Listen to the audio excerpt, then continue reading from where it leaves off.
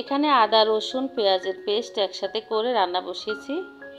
প্রথমে তেল গরম করে পেঁয়াজ কুচি দিয়ে পেঁয়াজ কিছুটা ব্রাউন কালার হয়ে আসার পর আদা রসুন পেঁয়াজের পেস্ট দিয়ে এভাবে একটু নেড়েচেড়ে মশলা কষিয়ে নিয়েছি। তারপর এখানে কালারের জন্য মরিচ গুঁড়া দিয়ে দিলাম।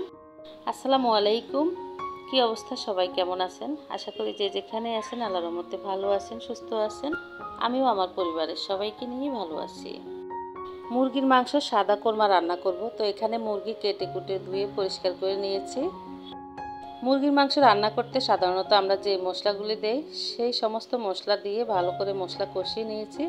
তারপর আগে থেকে ধুয়ে রাখা মুরগির মাংস দিয়ে দিলাম। মশলার সাথে মুরগি ভালো করে কষিয়ে নিব।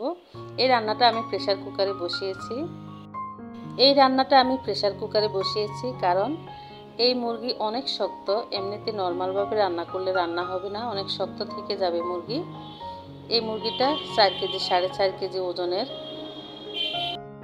আর প্রেসার কুকার ছাড়া নর্মালে হাঁড়ি পাতিলে রান্না করতে গেলে আমার গ্যাসেরও অনেক অপচয় হবে। তাই আমি সবসময় এরকমই করি, শর্টকাটে রান্নার জন্য গ্যাসের অপচয় যেন না হয় সেই কথা চিন্তা করে প্রেসার কুকারে ভালো করে রান্না করে নিয়ে তারপর হাঁড়ি পাতিলে ঢেলে নিই আর কি।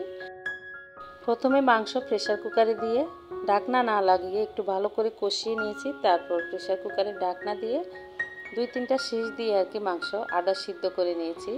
তো ঢাকনা খুলে আবারও ভালো করে এভাবে কষিয়ে নিতেছি। তারপর আমি এখানে আগে থেকে কেটে রাখা আলু দিয়ে দিব।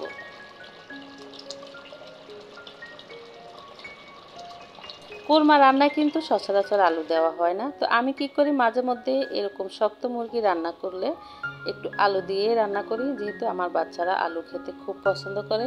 কোরমার সাথে আলু দিয়ে রান্না করলে ওরা পছন্দ করে খায়, সেজন্যই আমি একটু আলু দেই।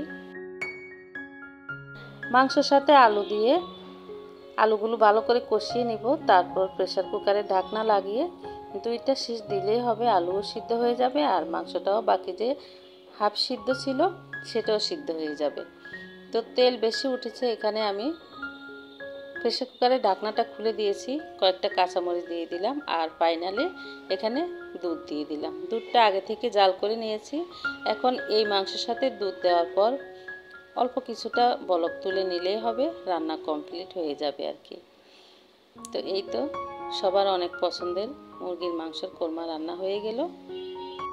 ভিডিওটি এ পর্যন্তই। সবাই ভালো থাকবেন। আল্লাহ হাফেজ। আসসালামু আলাইকুম।